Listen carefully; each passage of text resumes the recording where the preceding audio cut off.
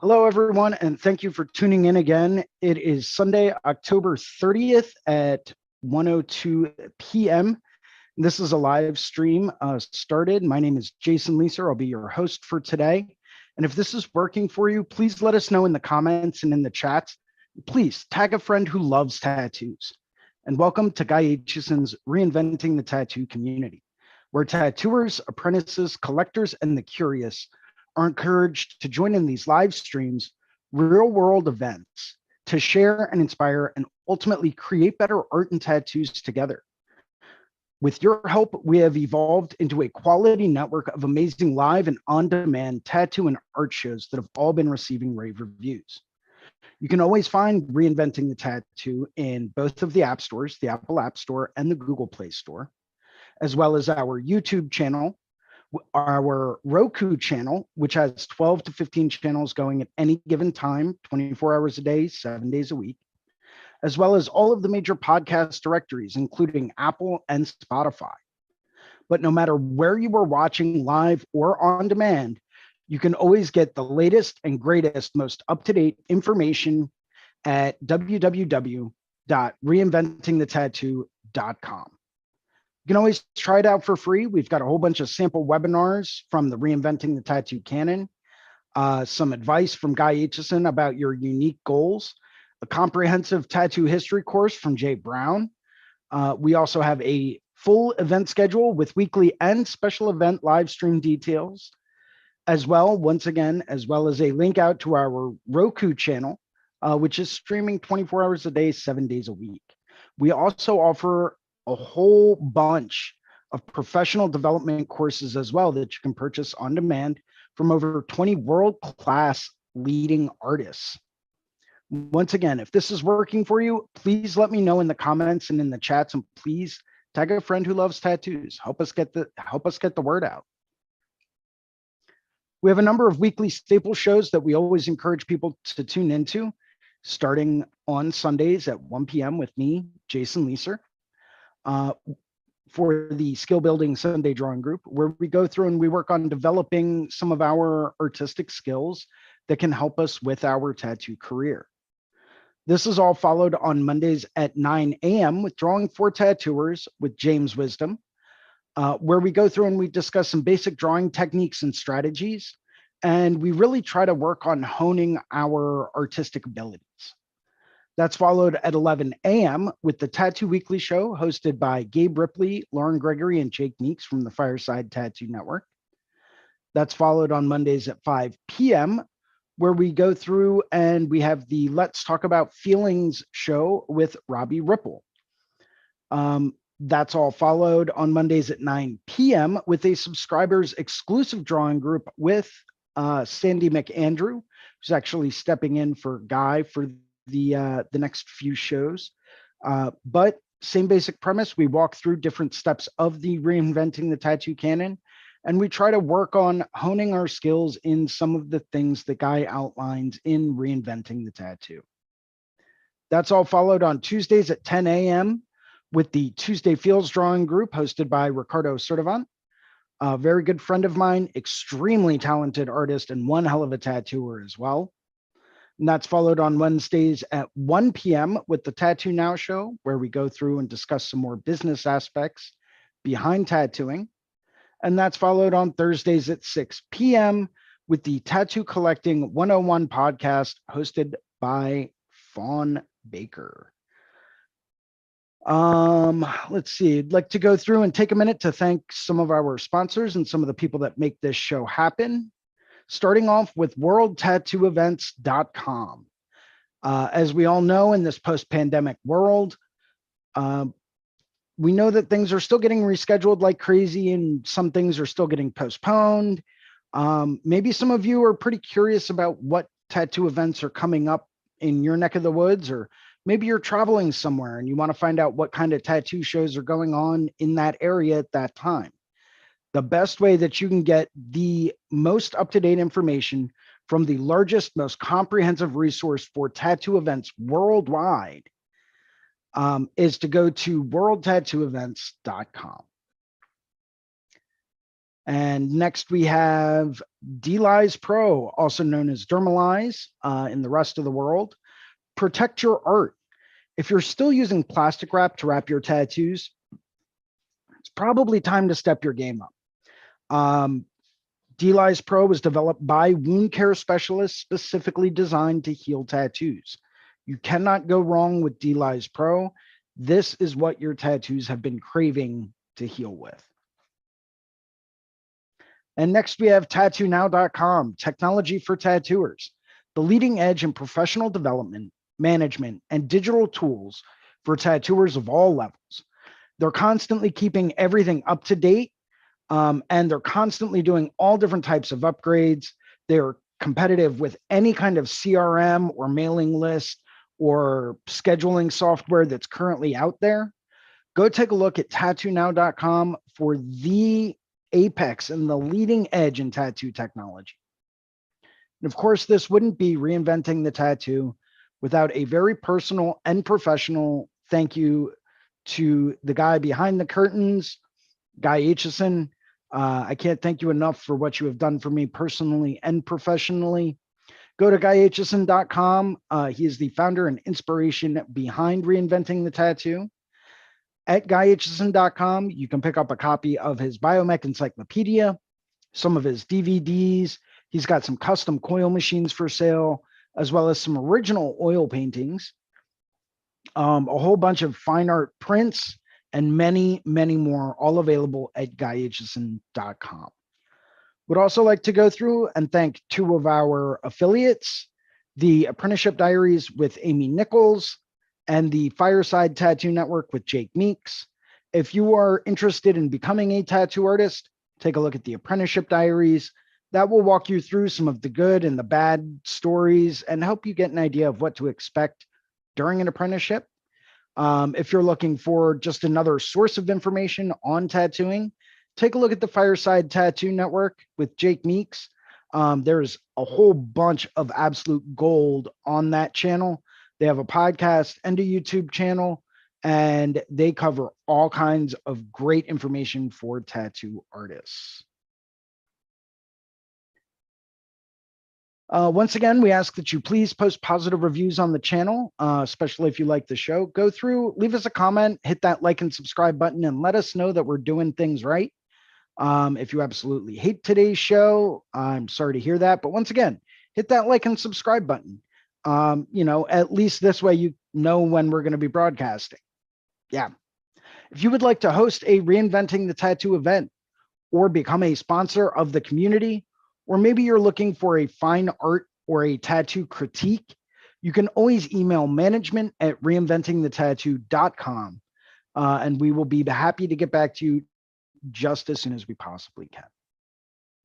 So we already have a couple of people in the Zoom today.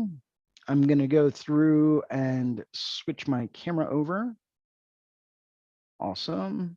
That's good. And I'm going to ask everyone to unmute and start your videos. And we can close that. I've got a couple of interesting topics for today's show. Oh, we've got Creature's Cave beaming in live on the YouTube. Thanks for hanging out and watching.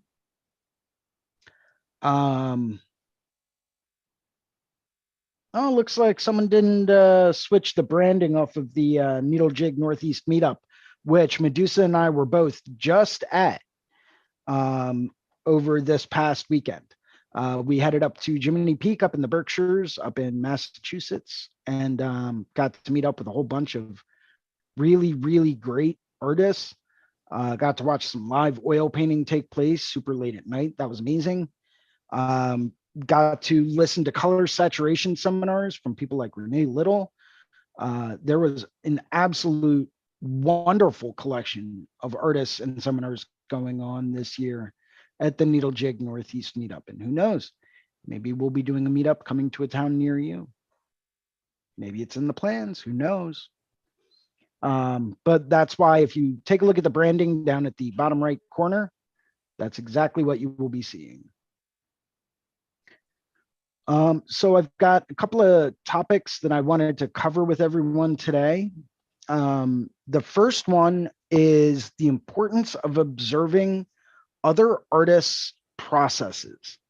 Um, Looks like we have Georgie B beaming in on the YouTube as well. Hey, Georgie. Um, so I personally have a philosophy that everyone out there should go, even if you're crazy successful, even if you already know what you're doing and you already know what you like to do and you're already very proficient at doing it, do yourself a favor. Go and watch other artists work. Even if they don't work in the style that you like, that's okay. Watch them work, start to finish on something, and just watch it how they develop things. And you'll never believe how it can impact the way that you do what you do. Maybe it can help improve your efficiency when you're tattooing. Maybe it can help improve your creative process. You never know until you go and observe another artist's process. It can help put things into perspective. If you find an artist that you really admire and you notice that they're really spending a lot more time working on one aspect of any given design or painting over other aspects of design, um, ask them why. Maybe it'll help change your perspective on why you're spending so much time on B instead of A. So, but you never know unless you go and observe. And the next topic that I wanted to really kind of touch on in today's show is personal goal setting and developing our own process, right? And it's something that I've done this with a few other fairly new artists that might be a little lost, and they might not exactly know what direction they want to go in the tattoo world. They know they want to do tattoos and they know they want to do awesome tattoos, and that's great. But my question is, or my point of this talking point is, set a goal. Figure out what it is that you really want to do. Whose work do you really admire? And I've done this exercise with a few people. And if anyone's interested in doing it with me, I'll be happy to point some things out to you. But go through and find 10 images. Doesn't matter where they're from, could be Pinterest, Instagram, whatever. 10 images that you find that you are really, really attracted to. Could be any 10 images anywhere, whether it's a classic Renaissance painting or sculpture, whether it's landscape photography. Find 10 images that you are absolutely in love with them, right? And then try to find similarities between them, right? Maybe it's a color scheme. Maybe it's the way that things are rendered. Maybe it's a perspective or foreshortening or a contrast or whatever. Maybe it's a texture. Maybe it's, something you've never seen before. Maybe it's an overlapping or a dual image. Maybe that's a common thread between all the images, right? But try to find commonalities between every single image that you picked out. Sometimes they're really, really subtle, right? I remember going through this with another artist maybe a year and a half ago. And I noticed one thing that carried through from every single image, from the first one to the last one. And that was the color teal, right? Every image that they saw that they found themselves super attracted to had some form of the color teal in it, right? And I pointed that out. And I will say this, though, they did throw one picture in there in the mix that totally did not fit with anything else. It didn't fit with the style. It didn't fit with anything else that was existing in the rest of the images. And I pointed that out and I said, well, why did you include this? And they said, well, because I knew I was going to be going over this with you. And, I wanted to kind of have something in here that kind of reflected the things that I thought you would want to look at. Right. And it's like, but that wasn't the assignment. That wasn't, what's going on. this isn't about me. This is about helping you figure out what direction you want to head in. This has nothing to do with what I like, right? And I've done this before with different people at different studios, just looking around the studio at the decor, look at the way that pictures are framed and matted, look at what kinds of pictures they are, right? Look at that and try to find commonalities. Is there a big white border around every picture? Is it one single design or one single image isolated from everything else? There's all types of different factors that you can go through to really help narrow down what it is you really want to work on. So try to find commonalities in all of these things that you like. And I've got like a whole bunch of other things here too, different bullet points like, so once you figure out like, okay, if this is the kind of stuff I want to do, what do I need to work on in order to achieve that, right? Say I want to tattoo like Steve Moore, right? What am I going to have to work on? What skills am I going to have to develop? What am I going to have to build up? What am I going to have to become extremely proficient with in order to tattoo like Steve Moore, right? Those of you out there that are listening that don't know who Steve Moore is, go look him up. Instagram.com/getmore, MOORE tattoos. He paints on skin and he has mastered color tattoos. The guy is on another level completely. But if I wanted to tattoo like that, what would I have to become proficient in, right? I would have to know my colors and my color palettes, and my color wheel like the back of my hand. I would have to know about chroma. I would have to know about hues. I would have to know how to saturate the skin completely, right? Because all of his color work is extremely saturated, very, very solid, silky smooth color blends, and it's flawless. So I would have to know how to apply color in that manner. He does a lot of things with anatomy. I would have to know anatomy really, really well.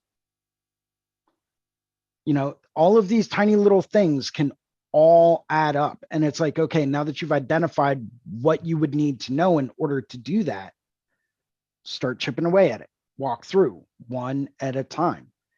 You can't skip steps. You can't skip over anything. There is no shortcut. You have to master each individual skill before you can attempt something like that. And you have to go through and be prepared to make sacrifices to achieve that. That means putting in extra time. That means drawing when you're sitting home at night instead of going out to a bar. That means working on paintings and styles that maybe you don't want to do. And acknowledge that that's where the progress and advancement comes from, right? When you can sit back and say, okay, I'm at the studio from this time till this time. If I don't get it done, I don't get it done, whatever. That's not where progress comes in. Progress comes in when you're putting in the extra time, when you're joining in on Sundays and you're doing paintings that, maybe you've got other things you'd rather be working on, but you know what? You've dedicated this time. It's going to push you. That's going to be a great way to do it. And that's where that growth comes from. Have patience. Make sure that, everything comes when it should. It's not going to happen overnight. Sometimes it'll take years, but it will happen eventually if you stick with it and you keep with it long enough. And be disciplined in your daily life. Learn how to say no without being a dick. If your friends are, harping on you about going out to a bar or, hey, let's go do this, let's go do that. And you really need to work on something in order to advance in life, politely decline. Say, hey, you know what? Maybe next time, or let me know next week when you go out and maybe I'll be able to join you then. I can't do it tonight. I'm sorry. Right. You would be surprised at how far that can go in just helping you grow. So yeah, that's my little spiel and little patience or little acknowledgement for today. I'm starting to get like notes together for these things, by the way. It's only been 100 episodes of me just kind of dicking around, but I'm starting to get more organized, guys. So hopefully that helps. Got Brad with us today. What's up, Brad? It's a dope flash sheet you got going on. Hey, man. Hell yeah, dude. Thanks. Yeah, I just got in a little late. Had some friends pop up at my door right when I was getting set up. Dude, isn't that the way it always happens? Yeah. Yeah, that's coming along awesome, man. Thanks. Now, what are you using to paint that with? I'm using the Bombay Indian ink. Dr. P.H. Martin's? Yeah, that's the stuff. Yeah, that's what I'm working with. I It's love this really stuff. challenging for me, I find, because it's like you got to move really quickly and before it dries to kind of get the effect you want. Yeah. Yeah, it's not the easiest stuff to work with, but I mean that's kind of, to me, it's way better than working with like acrylics. Just because and any of you that have tuned in before know that I hate working in acrylic. I don't know why, I just don't like it. But I find that as long as you wet the paper enough in advance, it usually stays wet pretty long and you can usually play with it a little bit more, really kind of tease it out. Okay, that's a good tip. It's kind of one of the old school ways to paint flash. What they used to do is, and I still paint like this, so I can't really say it's an old school way. And I'll demonstrate this in just a second. Hopefully my image is coming through nice and clear. Grab this and this. Tear a paper towel.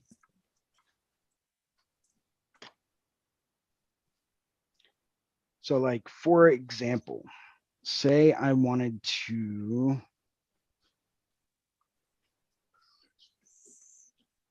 I know exactly what parts I'm working on today. Oh, that's cool. If I can zoom in a little bit more. And then I'll focus. That should be nice and crispy image, right? That's coming through nice and clear. Yeah, it looks good. Cool.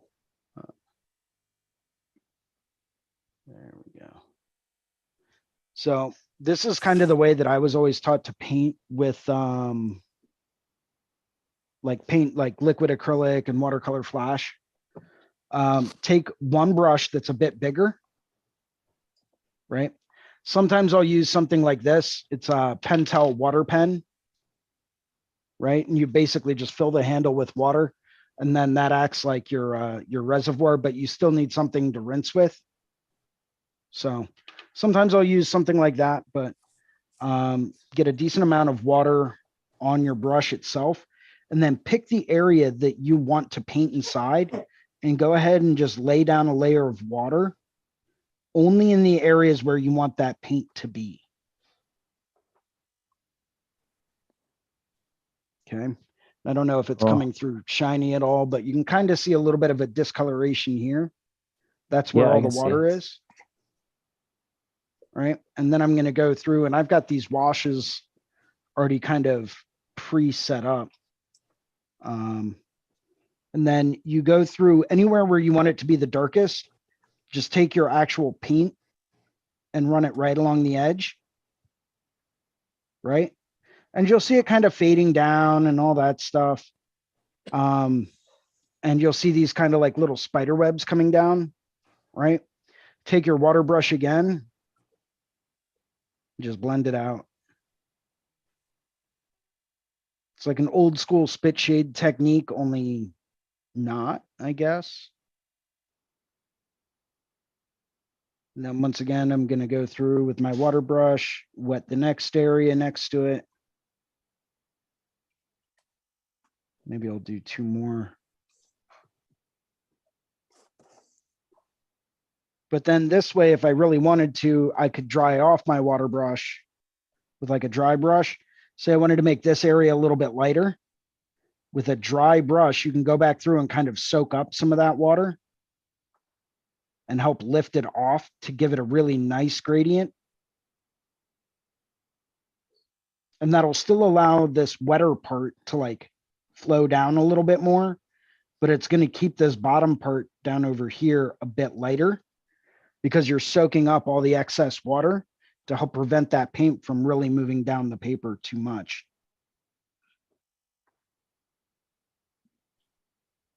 That's awesome. Yeah, I haven't done the two brush technique before. That's a good tip. Yeah.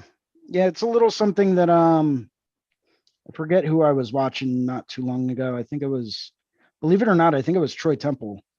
A few years back at the Asbury Park Tattoo Convention. And I saw him using a two brush technique while painting a whole door. Like a hollow core, like wooden door. He was doing an ink wash painting on. And it was amazing.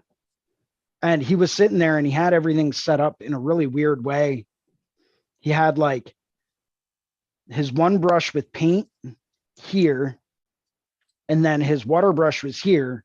And you would just see him go through and he would lay down a little bit of paint and then he would switch brushes in the same hand and kind of wash it out and like taper it down. But the brushes he were using were gigantic. They were huge. Some of the biggest brushes I had ever seen. Like, I don't know how he held both of them in one hand. It was crazy. But he was using that technique and I was like, I want to start trying that. It works pretty well.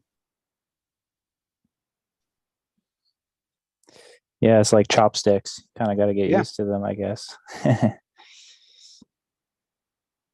Yeah, but I always found it's a great way to go through and kind of help control where your paint goes. So it's just the method that I've been using. But I also paint with watercolors and liquid acrylics like I would paint with oils.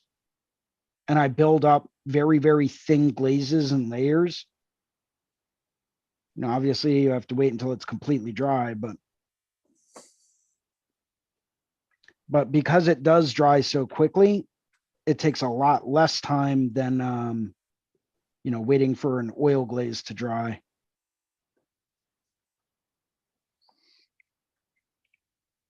I haven't played with oils at all. I usually paint with acrylic.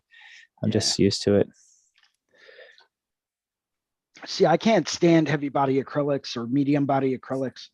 I don't know. I just don't like them. They dry too fast. They're too opaque and they're too thick. I can't get like nice little color blends. And I can't get the same kind of gradients with those that I do with, say, a liquid acrylic.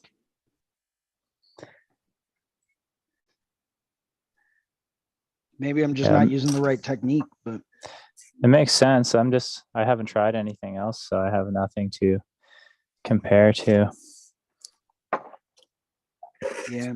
I mean, I was always, so I can't say that. I will paint with acrylics every now and then, but whenever I do paint with acrylics, it's in a much more graphic kind of manner.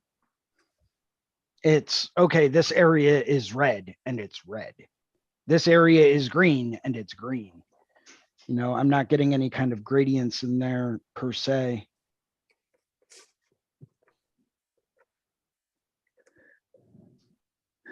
Yet some people do. So, you know what? More power to them.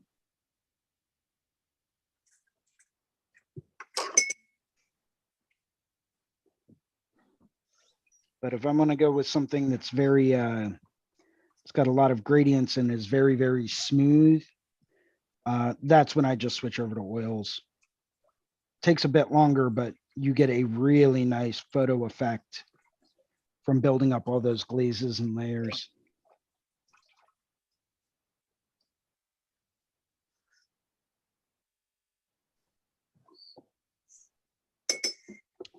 Yeah, where are you out of, Brad?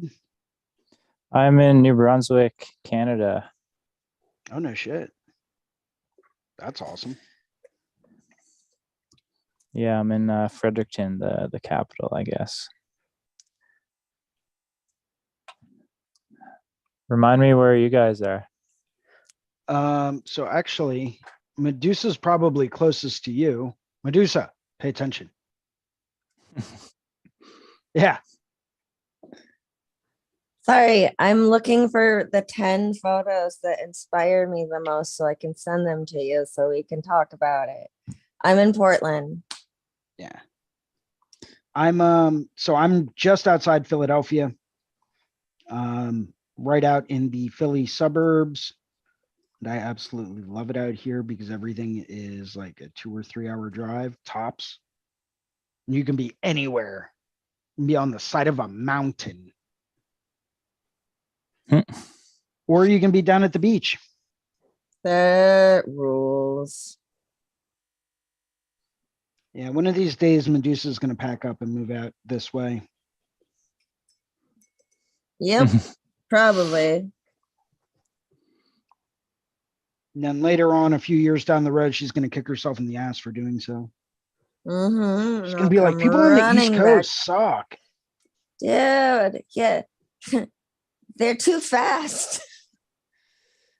Everything's too fast on the East Coast. We do have a very, very fast pace of life. And there is always something more to do. And we're like, okay, cool. Like, that's done. What's next? Yeah, I feel like that's just going to induce premature aging. Like, I just want to relax. I'm very West Coast mentality. I'm just like, dude, y'all just chill. Just vibe, man. It's not like very fast in New Brunswick. No. Everything kind of starts in Montreal and slowly bleeds over here. See, I loved Montreal though. I was just up there not too long ago. For my mother's 70th birthday. She went and did some like winery tours up there or something. And we met up and, we hung out for like a night and then I went home. But I absolutely love Canada, and like every place I've ever been is just awesome. But it does have a little bit more of like a laid back kind of California vibe. But like, I swear there's got to be something in the water up in Canada because all of you guys are insanely talented. Like you got when it comes down to art and artistic talent, I think the only possible people. Oh, Georgie B said, sorry, I just saw the comment over on the YouTube. Georgie B said, Philly suburbs as well, Levittown. That's pretty awesome, man. Hit me up. Let me know. We'll get together and we'll do some collaborative painting one time. Creatures Cave made a comment. She's out in Ohio. But yeah, it's like every person I've met that is an artist up in Canada is just insanely talented. So like a ridiculous level too. So I'm a firm believer that there probably has to be something in the water. And as I was mentioning, I think the only place that can compare to that is Australia and New Zealand.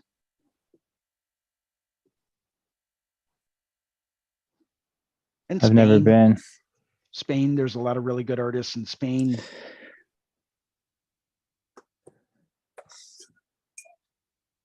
But yeah, I haven't been to Australia or New Zealand either, but I follow a ton of artists out there, and it's like every third person out there is just crushing everything. And it's like, damn it, I want to do that.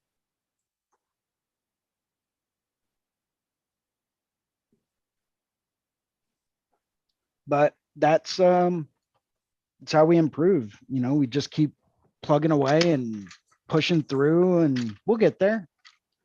Takes time. It ain't gonna happen overnight, as I mentioned before, but we work hard enough, we'll get there.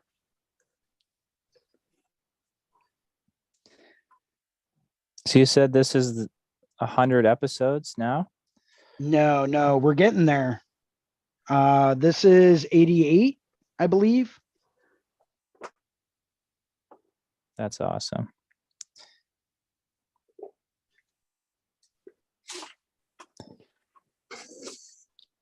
Yeah, I do believe this is episode 88.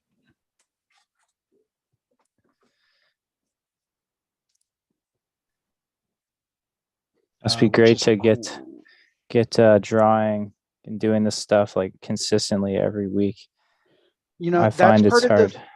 That's part of the thing that I like about having this Sunday afternoon drawing group is I like to go through and this is my time to draw and paint for the stuff that I want to do.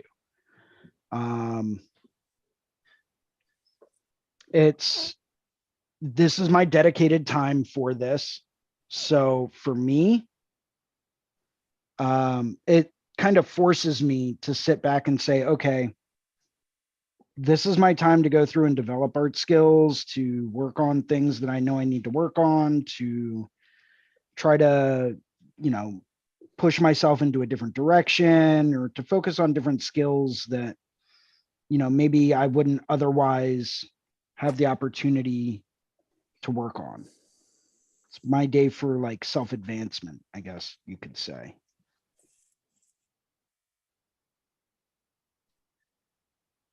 Which is, you know, it's important to have that because if we don't force ourselves to take a step back and create art for ourselves, do the stuff that we want to be doing, eventually we just get burnt out. You know, I've seen it happen to a lot of different people. And I don't ever want to get to that place because burnout sucks.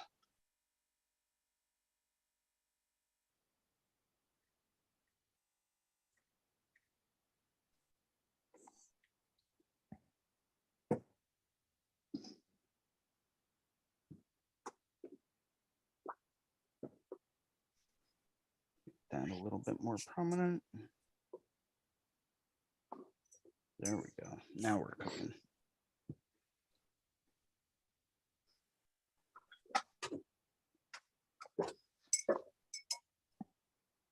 But yeah, that's why I love this job.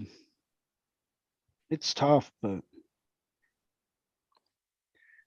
you can't get any better than it.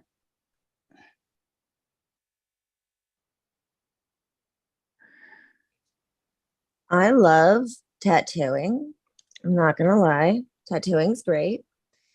But I think my dream job would be a professional nap taker. Didn't I see something?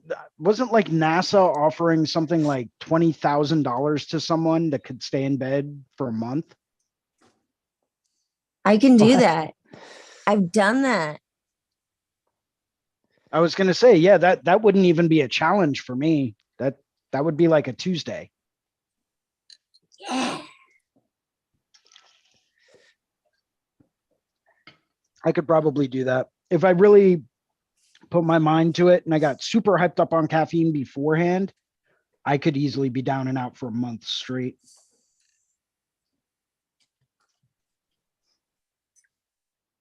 Oh. Not that I would want to do that because I don't like not being productive. Yeah, I was gonna say I don't think you could handle that. I think you would just freak the fuck out because you would need to hustle, do something. Yeah, I'd probably just be laying in bed, like thinking, okay, when I get back up,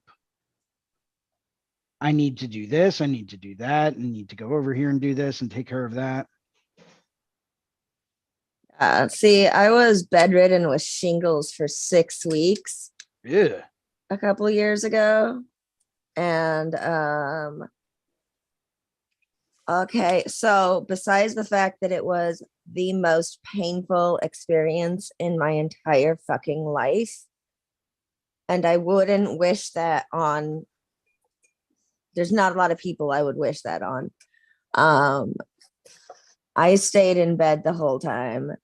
I got jacked up on steroids and painkillers and was in bed for 6 weeks. And that it was awesome. I mean, aside from the shingles part, being in bed for 6 weeks was awesome.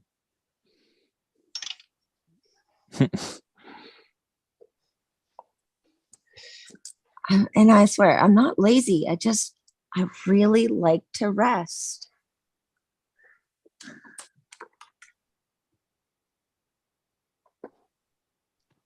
See, I like to rest too, but I'm always torn every day when I wake up because it's like, do I want to move and get up and be productive? Or do I want to just like lay here for a while? Because like sometimes when I wake up, I don't want to move. Not that I don't have things to do. It's like, the sun is out. This is no good. I have to be active today. But then eventually after I get up and I get a cup of coffee and eat a good breakfast, I'm like, oh yeah, this isn't so bad. Yeah, it's like after brushing your teeth, taking a shower, having a cup of coffee, you're just like, this is amazing. But before that, Yeah, that's what it's I call the difficult. morning ritual, right? And we all have rituals that we do every day. Especially in the morning when we first wake up. I don't know too many people out there that actually go through every day and change their routine every single day. Most of us have routines that we take whenever we wake up.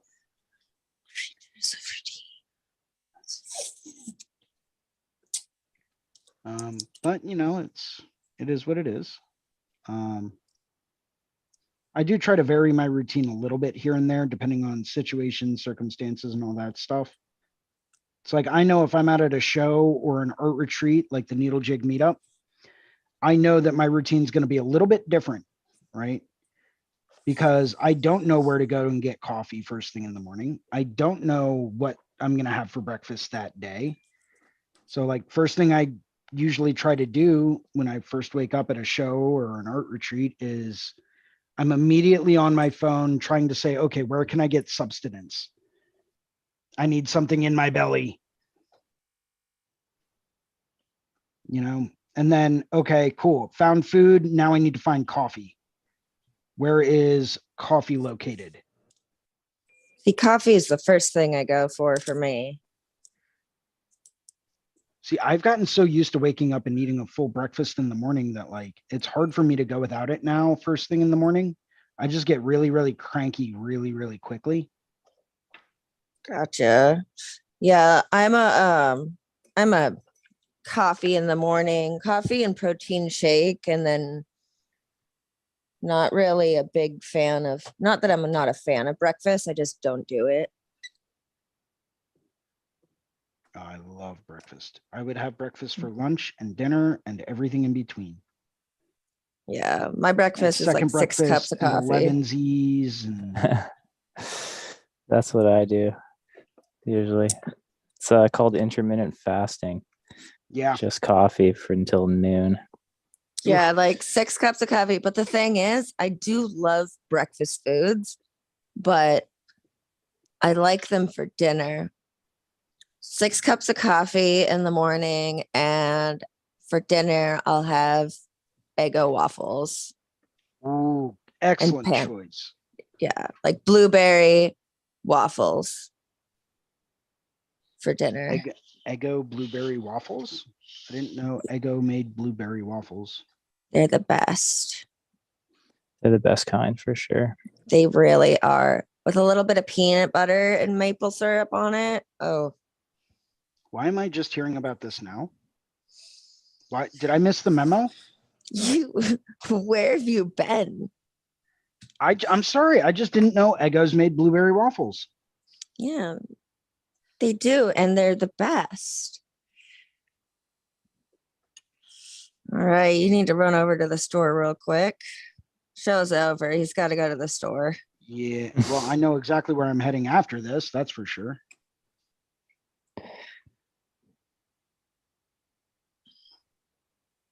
Man, I bought a set of color pencils that I was super stoked to use, but and they're good quality, but they're really waxy, and now I'm bummed.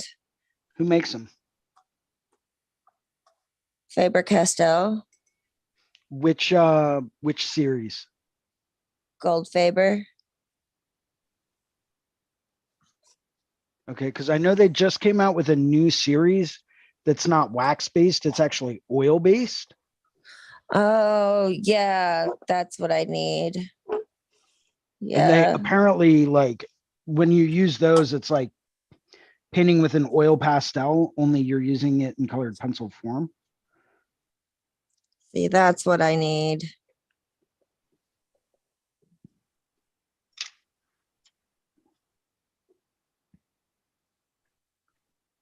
I just feel like the waxier uh the pencil is, the less dense the quality of the color is. Do you know what I mean? Mm-hmm. It's not as bold. It's reflecting too much light. Well, and that is the downside, right? Is that when you're working with a wax-based medium, you do develop that kind of like a oh, what's the name for it now? There's a specific name for that waxy buildup. I think it's called like a wax bloom. I think that's the term. Is there a way to combat it? Like, can you smudge it with something? I don't believe so.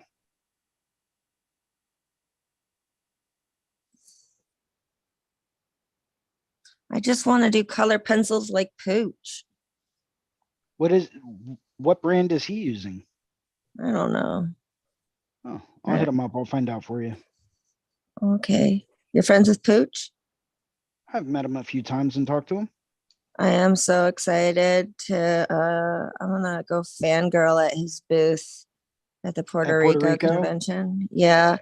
Oh, but respectfully, not like, yeah, respectfully he's fangirl. super chill too. If you go up to him and you're like, oh my God, I've always wanted to meet you. You are like the most amazing artist ever. He would probably just crack a grin ear to ear and start laughing and be like, awesome, come on back and watch me work. Oh my goodness. Yeah. I can't wait to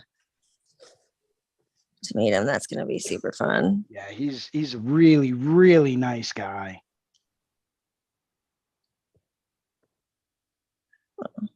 Yeah, it's like although I can't say that I've never done that because I did that quite a bit when I was over in London.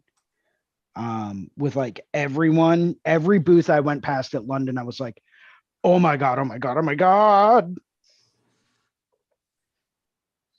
Yeah, I imagine you would. That and Explorer.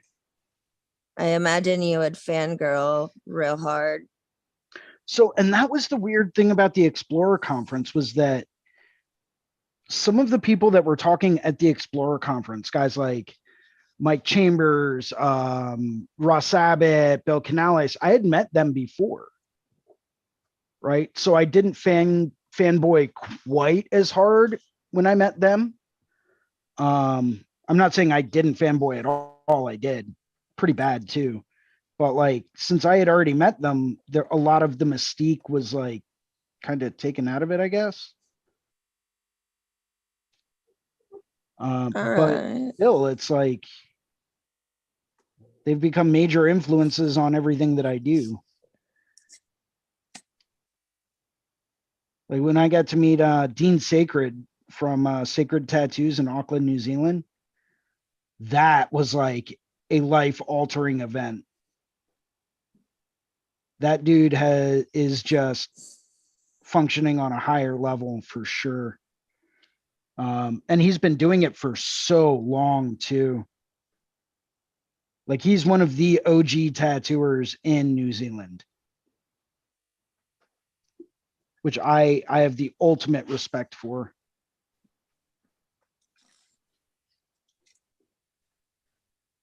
Baby, stop eating plastic bags. Stop that. Sorry, my cat's munching on plastic grocery bags. But you know, it's like, you know, it all comes back to the whole thing that I was trying to convey earlier, you know, go out and meet these people, ask them ask them if you can watch them work, you know, and observe and take notes while they're working, you know, note the angle of their machine as they're color packing. note their voltage.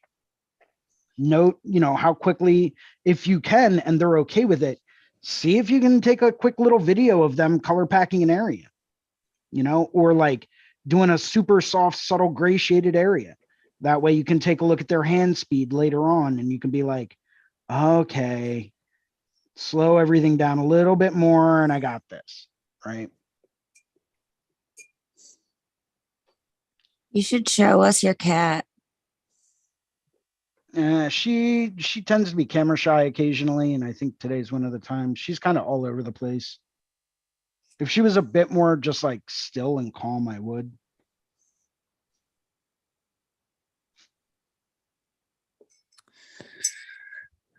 My cat's usually on the table whenever I'm trying to do something. So I'm surprised he hasn't come over here yet. The day is still young. There's plenty of time for them to knock over the paint water. Yeah, I try to just take want to it. know about people's pets. Sorry.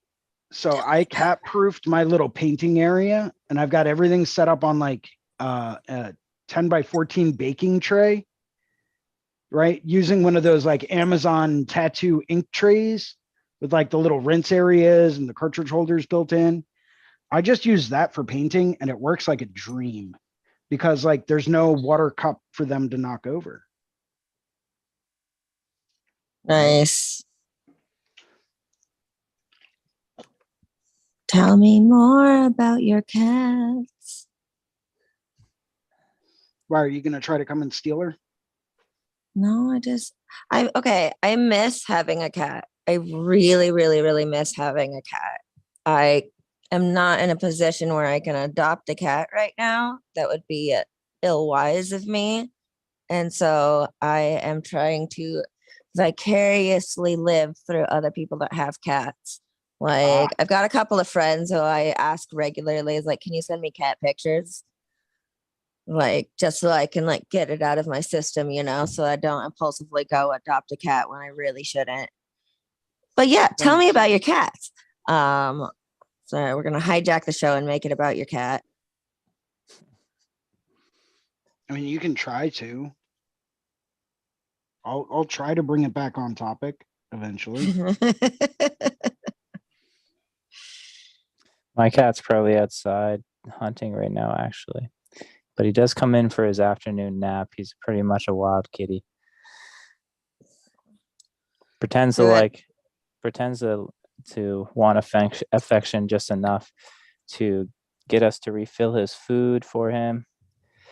And then occasionally, if we're lucky, we'll get a snuggle from him when he wants it. Yeah, if they're in the mood, right? Yeah. Well, I mean, but that are also fickle makes him, creatures. he's very adventurous, curious. So he grew up with my dog, and we were able to train the cat, leash train him, and That's awesome. We take him camping. We've taken him on some epic like camping trips and hikes because he's just learned to follow us and follow the dog around.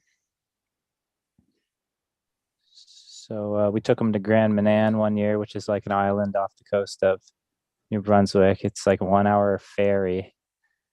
And he didn't like the ferry very much. He's very sensitive to noises. But then when we got on the hiking trails, he just like puts his little ears back and like motors down the trail. It's awesome.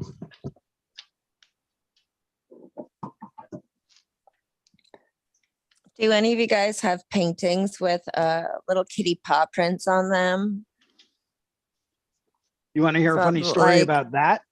Yeah. Yes. So last year at the Paradise BYOB, I had a big piece of paper set up to do some collaborative drawing and painting with Bruno and Ricardo and Kier, right? And I cut this big piece of paper out and had it taped up to a board. Like everyone was set and ready to go and like do all this collaborative painting. And we started working on it. And as we're developing the process, as we're going through and like shading in some of these bigger areas, we start to notice that the charcoal that we're using isn't adhering. to certain spots. And we're like, all right, well, we'll just keep going through and working over it until it, turns out right. No, the reason why it wasn't adhering is because my cat had stepped on the paper. So there's paw prints literally like subtly hidden throughout these images. So like the grease from the paw was on the paper. Bingo. That is super cute.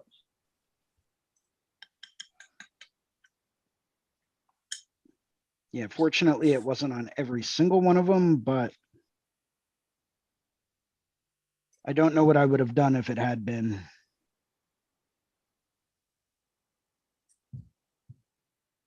Because like we went up there and we just wanted to make art because that's what we do. That was a very fun time. Yeah, that was a blast. Nick Mitchell was there. So was oh man, everyone was there. It was great. Renee Little was there.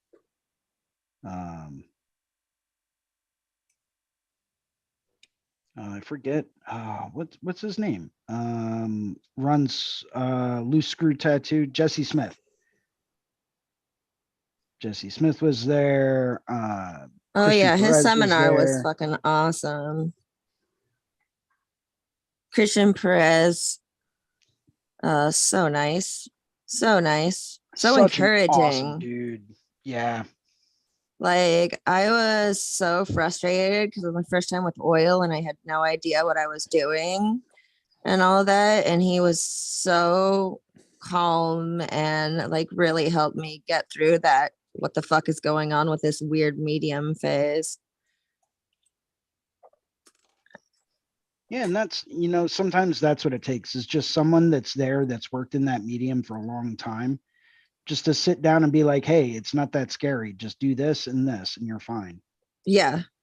No, and it was just like oh my God, you're right. It just isn't scary. This is wonderful. And then I got addicted to oils. Yeah, at any given time, I've got upwards of 3 or 4 oil paintings in the works. But it's like you do one, do a glaze on it, let it dry. Do a glaze on another one, let it dry. Do a glaze on another one, let it dry. Go back to the first one, go back to the second one, then go back to the third one. But that's just the nature of oil painting. Yeah, I like to work with acrylics. Sometimes I work so fast that I'll bring like a fan out and point it at my canvas so it dries faster and I can layer things faster. Yeah. It's like the opposite. I've done that with a hair dryer, believe it or not, which works great. A little portable, foldable hair dryer for like travel can really help dry things super, super fast if you're working with acrylics and liquid acrylics and watercolors. Really does the trick. Would you use that for oil too? Mm-mm. I would take so long to hold a hair dryer on an oil painting. I mean, me personally, I don't think it would be practical, but then again, Da Vinci used to have assistants overnight that would take candles on a pulley system. And their whole job was to just move this pulley system up and down a wall as he was painting a fresco to dry the paint so that he could come in later on after like a day or two and do another glaze over top of it. So how they didn't end up catching buildings on fire, I don't know, because at the time they were using a lot of linseed oil, which is highly flammable. So like getting open flame near that is kind of scary, but at least that's what I've heard he used to do. Maybe I'm wrong, but that's rumor going around the rumor mill.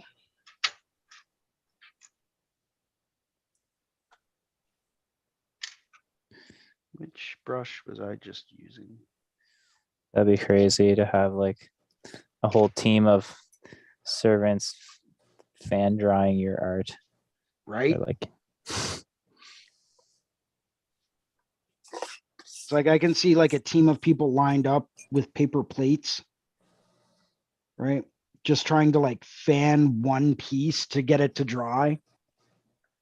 Okay, this guy's arm is tired. Who's next?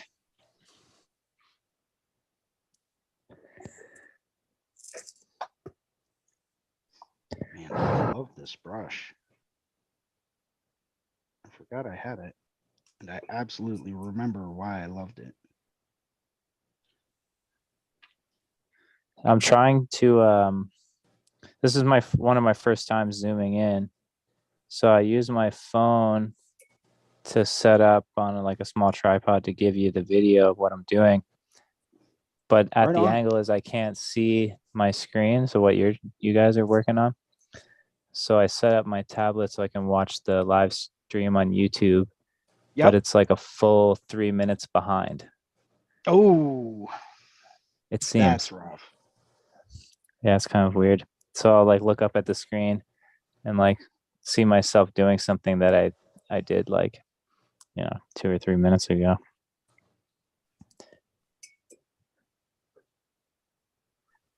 Yeah, unfortunately, that's the way things go sometimes, and we have to adapt, but that's part of the process.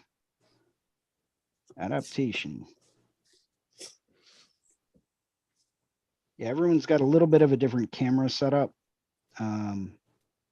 I've got like a 3-camera setup going on just because I'm fancy. I just and watched your video there on your Yeah. setup. Yeah, I've got a little bit of a background in like AV stuff, so it's something that I'm pretty used to doing. And I mean, I found a way to make things work using a couple of digital SLRs, and then I got a $100 overhead camera that's HDMI from Amazon. That's working like a dream come true because it's manual focus.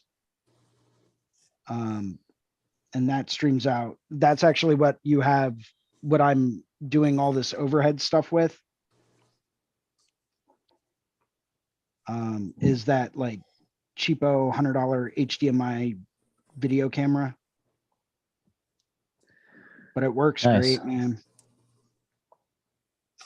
Yeah, but since it's HDMI, you need like an HDMI switcher to switch the video inputs and all that stuff.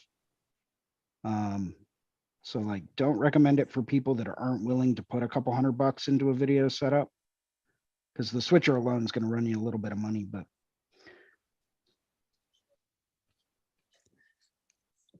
But if you decide you want to go that route, let me know and I'll tell you exactly what to pick up. Yeah, do you need to have this video switcher to be able to, like say if I wanted to attach another camera to my iPad and run the camera on the iPad and then have another camera pointed at my canvas? Is Zoom able to handle 2 camera inputs? Zoom can, as long as you have the right software to turn one into a virtual camera. And there's software out there. If the cameras that you're using are USB input, there is software out there you can pick up, stuff like Minicam, which works really, really well.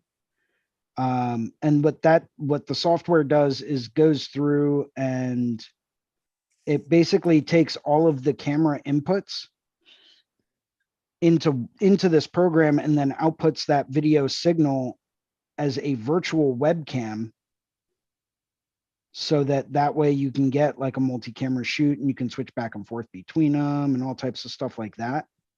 But I know Minicam is for desktop, and I don't know if I think they have an iPad app, but I know it's not the same thing. It doesn't do the same thing.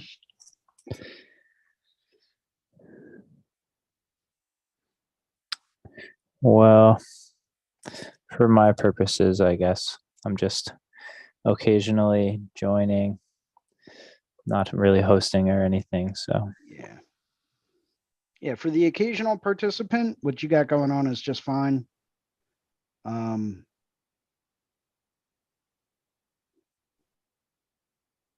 mean, then again, I do know some people that actually join in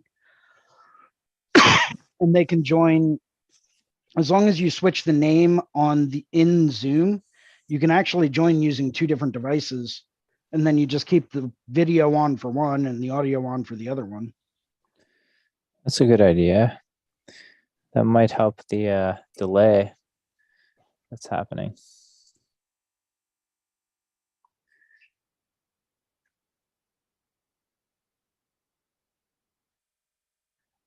Yeah, I know our friend Ricardo, who hosts the Tuesday morning drawing group.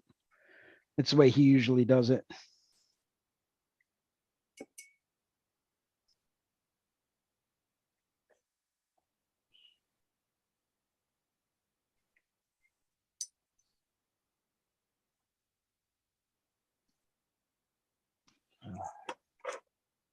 I love painting. It is so much fun. Watching something come to life.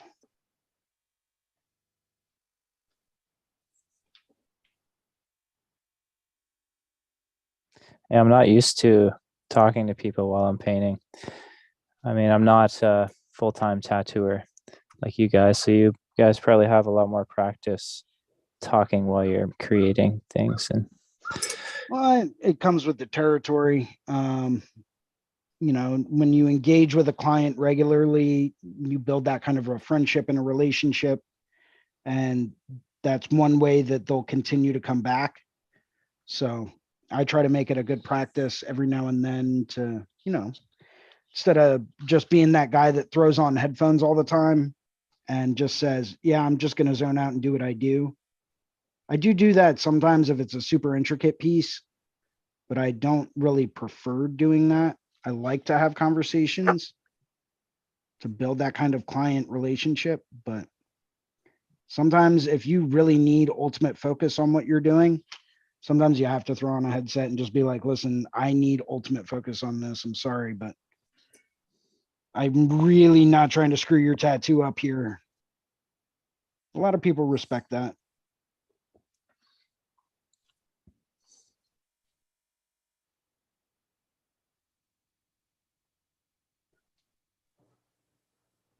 So, but yeah, you develop skills in multitasking pretty quickly. One of my regular clients always brings headphones, and because she's got studying and stuff to do, so she's usually watching videos on her phone from her online courses while she's getting tattooed. And I'll turn on some like reinventing the tattoo videos or something like that on my iPad to listen to as well. And we both just put on our headphones and get to work and say, see you later. And then, you know, whenever one of us raises our hands or taps the other person for a break or whatever is when we take the headphones off and it's like, sup, dude?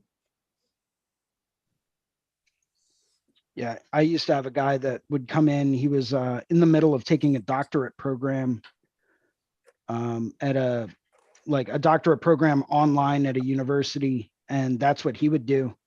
He'd come in and he'd be on like a Zoom with his you know, basically the person that's guiding him through this doctoral program, and he would have full-on Zoom meetings with people while in the chair getting tattooed.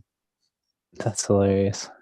I was like, dude, how do you maintain focus on like the conversations going on while getting tattooed? This guy was also in the military, so like he's learned how to do a lot of things all at once. So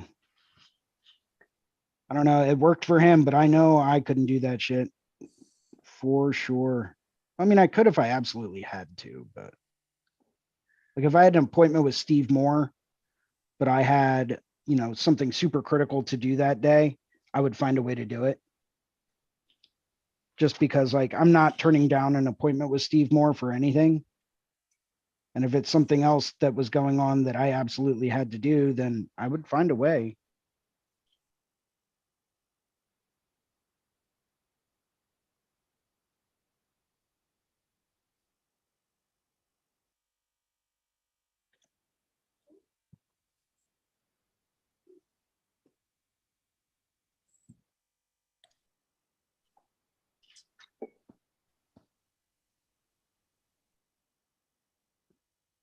But yeah. Yeah, I like to bring headphones when I'm getting tattooed sometimes. Yeah. If I don't like the music, or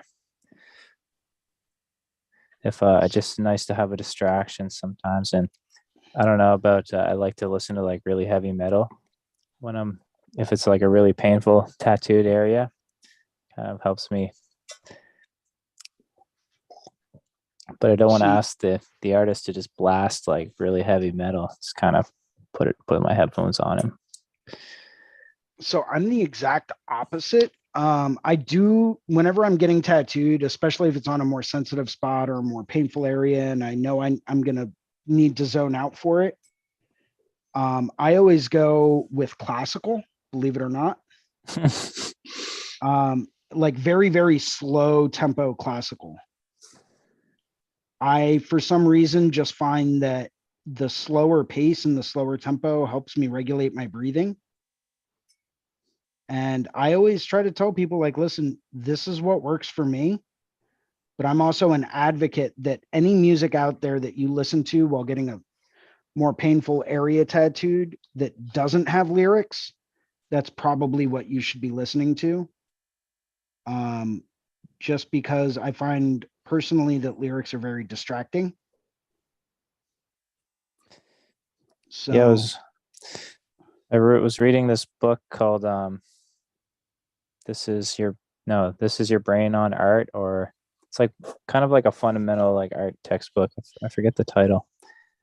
The art side of your brain, or anyways, one of the principles of it is that your brain is like kind of divided into two ways of thinking. You have your numerical or vocal kind of thought patterns, and then you can have like a more visual, art-centered type of thought. So in the book, it kind of was suggesting that if you listen to music with lyrics, that it might be more beneficial to listen to music without lyrics to help you kind of stay in the creative side of your brain. And the book was really focused on different drawing techniques, like drawing upside down or different. I believe the book you're referring to is called Drawing on the Right Side of the Brain. That's it. Yeah. Yeah. Excellent book. Highly recommend it for everyone. If you haven't read it, go get a copy of it. It is absolutely incredible. And especially if like you're new to working with art or you're trying something out, there's just a lot of like great life hacks in there for all different types of things to stay more focused on different things, especially when it comes down to working with art. Highly, highly, highly recommend it. Yeah, that is an excellent book. And I mean, I started using the classical, or you can always like throw on a YouTube meditation video that's like 6 hours long. Those are great as well. But I started doing that before I ever read Drawing on the Right Side of the Brain, and found out how beneficial it was. And it was like, whoa. It was awesome. Yeah. Like if you're trying to draw something from sight, like a portrait, and I don't know, for me, I feel like sometimes I just have the ability to tap in to and control my hand movements a lot better. And like really without thinking too hard or doing anything, I can just like draw something. But then sometimes I have trouble kind of tapping into that like state of mind. So it was a really interesting read. That book kind of, gave me a new way to think about how to engage that type of thought pattern engage that flow state when I'm drawing. Yeah, that flow state is critical too, especially, well, sorry, distracted. Especially like if you're a tattoo artist and you're working on something new, like a new style or a new genre, or, something crazy intricate, like mandala work that's super crazy intricate. Sometimes you have to zone out and you have to get into that flow state in order to even begin to comprehend what it is you're about to tackle. Because sometimes that stuff is just overly complex. And like maybe you'll end up seeing like purple lines afterwards. It's happened to me before. But it can get really, really crazy and really intricate very, very quickly. So anytime I do anything like that, or if I'm stepping outside of my comfort zone with a tattoo, then I'll definitely utilize that trick. For sure. Hey guys, I gotta get ready to head on out to work. So bye. Bye, Medusa. Give us a shout out. Tell us where you're beaming in from. I am And where we beaming can in find from you. Portland, Oregon, and you can find me at medusaslays.com or on Instagram at medusaslays with 3 S's at the end. Okay, bye. Bye. Bye.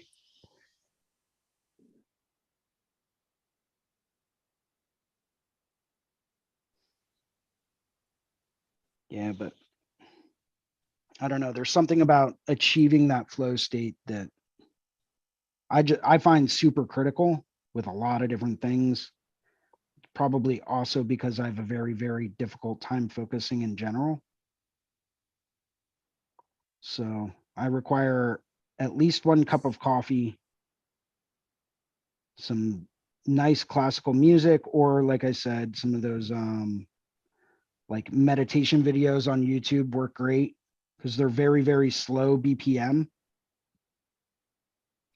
And you just kind of zone out and, do your thing, and find it helps. Yeah, I've been trying some hip hop music, but without the lyrics. So it's just like some nice variation on beats, and Oh, that should kind of work. helps Yeah, me. it's a good idea. Maybe we'll try that next time. Or my friend told me about, I don't listen to a lot of electronica music, but it's kind of cool. He recommended a few artists. I couldn't tell you them, but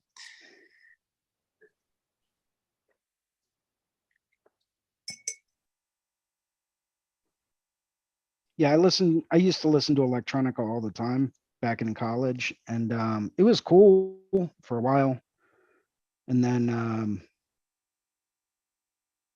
yeah, it's not that I grew out of it. It's just, my tastes changed and I wanted to start listening to other stuff, but every now and then I'll go back to it.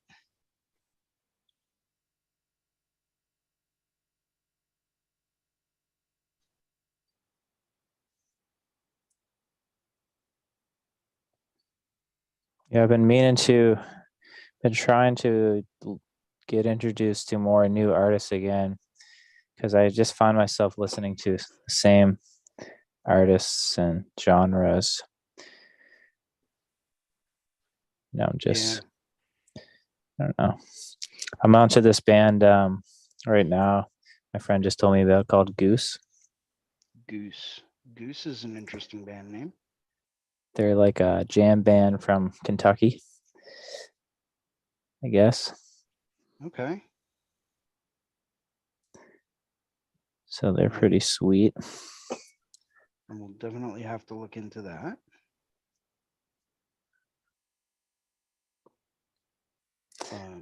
I never really was like like a fish head or that type of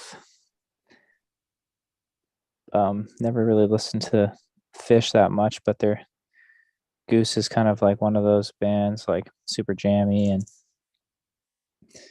really good live albums.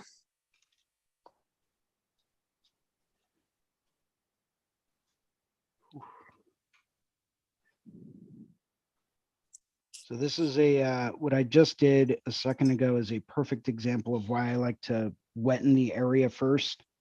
I just over painted on a small little area on this tiny little mercury dime down here and was able to sop everything up real quick using my paper towel so that Nice. I didn't have any kind of, more or less, so I didn't color outside the lines. So it's just one of the ways that like going through and utilizing that trick can help. Sorry to interject. I just did that too. Yeah. Yeah, it Just happens dab every it. now and then. Dab it Yep. up. Hit it real quick with the paper towel. I gotta try one of those pens. That looks awesome. Oh, dude, so these water pens by Pentel, you can usually get them on Amazon. They come in a couple of different sizes. I used these and watercolor pencils, believe it or not, throughout college to go through and be able to paint in between classes. Because what you can do if you have a set of watercolor pencils is you can go through, and I used to take like a razor, like chip away at the wood, right? So that it was just a bit more of the actual like pigment coming out from the watercolor pencil. And I would take my brush, right? So imagine this is my watercolor pencil, and I would take my water brush and just run it right along the tip of the pencil, right? To pick up some of the pigment. And then I would put that down and paint a small area. And then I would wipe that off, and then I would go to a different color, and I could build it up that way, blocking colors all.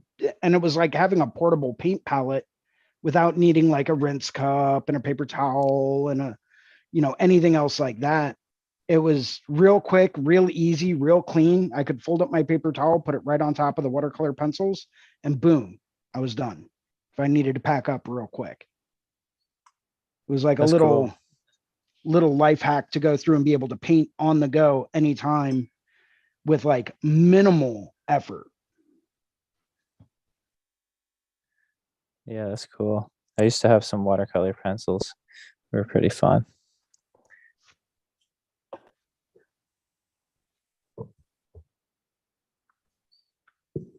Yeah.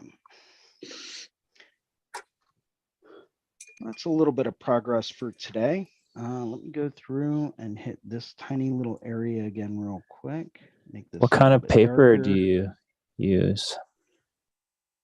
So I paint on all different types. My preferred is Arches cold press. I like its absorbency, and I like its texture. I do also paint on Arches hot press, 140 pound. My absolute favorite surface to paint on, believe it or not, is 300 pound Arches cold press, but that's also extremely expensive. So I try not to buy that all the time. Plus, they don't really sell it in rolls, and I like to buy 5-foot tall rolls of paper at a time, just because I screw up a lot of paintings. So it's nice to have a little bit of extra surface to work with. But yeah, I've painted on just about everything. So, and if I can't get my hands on Arches 300 pound, sometimes what I'll do is I'll take a piece of MDF, medium density fiberboard, right? It's also like backing board or whatever. Pretty strong, pretty steady. It's got like a brown tone to it. But I'll take a piece of Arches 140 from a roll or whatever, and I'll actually soak it in a tub and then staple that down so that as it dries, all of the paper contracts. So I don't get any warping. I don't get anything like that. It's super absorbent. You can also stretch it over like canvas stretcher bars. I've done that too. And that works really, really well. But then that way you won't ever experience any kind of warping, no matter how big of a wash you do with whatever amount of water you do. none of it's going to warp. It's just going to expand and then tighten up and then expand and then tighten up. But it's not, and when it gets super tight and it's thoroughly dry, you can tap on it and it sounds exactly like a drum. But it's a great surface to paint on. Highly recommend it. The only problem that you'll have if you're doing that over top of like canvas stretcher bars is you have to be real careful about your hand pressure and your brush pressure, especially if you're going through and doing outlines with anything that's hard, because if you put too much pressure, you'll go straight through the paper. Yeah. Right. But if you have it on like that fiber board, you've got enough surface pressure, you can press pretty hard with like a micron or something and not have to worry about it. I've never heard of anyone doing that before. Soaking and then. Yeah. Soaking it and then stretching it. It's another little college hack that I had for painting on a much stiffer surface without having to go through and spend the money on a very, very heavyweight paper. And if you are a watercolor artist and you have not tried soaking paper and stretching it out, it is a bit of a process, but I can guarantee you, you will absolutely love it. Yeah, I find my paper that I'm using kind of swells and warps a bit. Yeah, so if you're encountering that, to prevent that, seriously, get a piece of paper that's like an inch or two bigger than, the size that you want to paint on. I usually try to do 2 inches bigger total length and width. And then because you want to make sure that you have at least like a 1/2 inch to 1 inch margin on each side when you go to staple it down,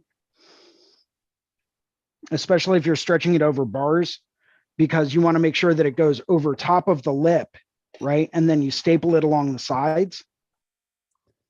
If you're using a piece of particle board or like chipboard, like wood chipboard, which does work as well as long as you like sand it smooth first. You don't need quite as much of a margin on each side, but then that way you can staple it down and not have to worry about the actual surface area that you're painting on. And then when you're done with the painting, you go through and you just trim off all the stapled edges.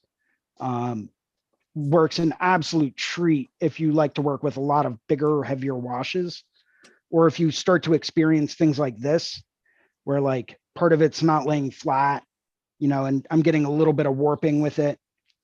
Granted, I work in very, very thin layers and concentrated areas at a time, so it's not like it's going to warp a whole lot. But the reason why it's warped here is because I did have a square masked off, and I stained the background before I started painting. Right. So it's got a little bit of that like aged raw umber, like diluted raw umber to it. So that when I go back through and I want to do super bright white highlights, that will actually show through as a bright white, as opposed to going through and just leaving it with like the paper white. It's one way that I found to really push the contrast in things. Without going super and being super crazy anal about like making sure everything is perfect in the right spot, and not overpainting areas and stuff like that. If I did overpaint an area where I wanted a super bright white highlight to be, like, it's kind of hard to see it, but areas like where the reflection is on this screw, it's not exactly perfectly even. I don't really care about that, because I'm going to go back through with pure white after it and just hit the tip right where that bright white highlight is and really make that stand out. Yeah, that's a good tip. I was kind of looking into that, people staining their flash sheets with coffee and things, and I thought it was cool also because it kind of mimics like skin tone. Yeah, absolutely. So you can see your flash and what it might actually look like. So if you're going to do coffee, I recommend the darkest roast you can possibly find to use as a stain. Okay. Because it's going to give you that rich, like brown color. If you're going to use tea, which I've seen people do before, oversteep the tea, right? Warm water, let that tea bag sit in there. And you don't need a whole lot of water in there. And the less water you use, the darker of the stain you're going to get. Let that tea sit in there for like a solid 10, 15 minutes so that that tea is like ultra concentrated, ultra dark, looks like a really dark amber color, right? And then do your stain with that. Otherwise, it's going to be so light, it's going to be almost impossible to tell that it's stained at all. So Is it better to just as, like, stain with like my inks or something? if you're using a liquid acrylic, I usually recommend that in like a little atomizer pump spray bottle, right? Oh yeah. You know, you can use any kind of like a watercolor, like a liquid watercolor, but be forewarned. If the watercolor you're using isn't a permanent watercolor, it's going to lift. Okay. So you're going to be able, if you go through with like a heavy wash and then you hit it with a paper towel to like sop up certain parts of it, it's going to lift that background off as well. I was wondering if that would happen watercolor, with the coffee. It might. Coffee and tea stain, so that should be pretty permanent. Okay. Because it's actually staining the fibers of the paper. Yeah, I used to use coffee in university. I was like building some guitar boxes out of wood anyway, and I didn't want to go buy. I was using scrap wood anyway. I didn't want to buy stain, so I just like made some espresso and like stained my wood. But every time it like rained on my box, or it would leave like rain marks, and you know, I put a cup on it and it would leave a ring. Oh yeah. So the trick to using that with wood is you have to do like a clear coat of acrylic over top of it once the stain is dry. If you do that, that acrylic's going to soak into the wood and hold that color there no matter what. You might have to do 2 or 3 coats of it, but it will actually keep that stain there a lot longer.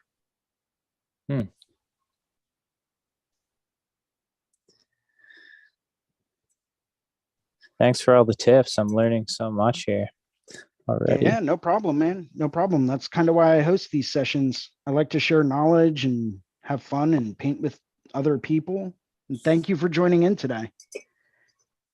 But on that note, I'm probably going to get running because I have some prep work I have to do for a Halloween party that I'm going to this evening. Nice. So why don't you go through and tell us where people can find you and how to get a hold of you? Well, I don't really have an artist page. I do have a jewelry page. Eye on the Moon on Instagram. Eye on the Moon, like eyeball. Brad from New Brunswick, Canada. Thanks. Awesome. Thank you very much for jumping in today, man. Really appreciate it. Yeah, thanks for hosting these. It was a lot of fun. Anytime. And anyone out there that's interested in reaching out to me for any reason, you can find me on Instagram at Philly Ink, PhillYink. I also host these drawing groups every Sunday at 1 p.m. You can also find me jumping in on a whole bunch of different drawing groups throughout the week. Usually try to get into James Wisdom's Monday morning group, as well as Ricardo Sertivant's Tuesday morning group. So yeah, you can usually find me there. Thanks everyone for joining today, and I hope everyone is doing well. Keep those hands moving, keep everything going, and I will see everyone next week. Cheers.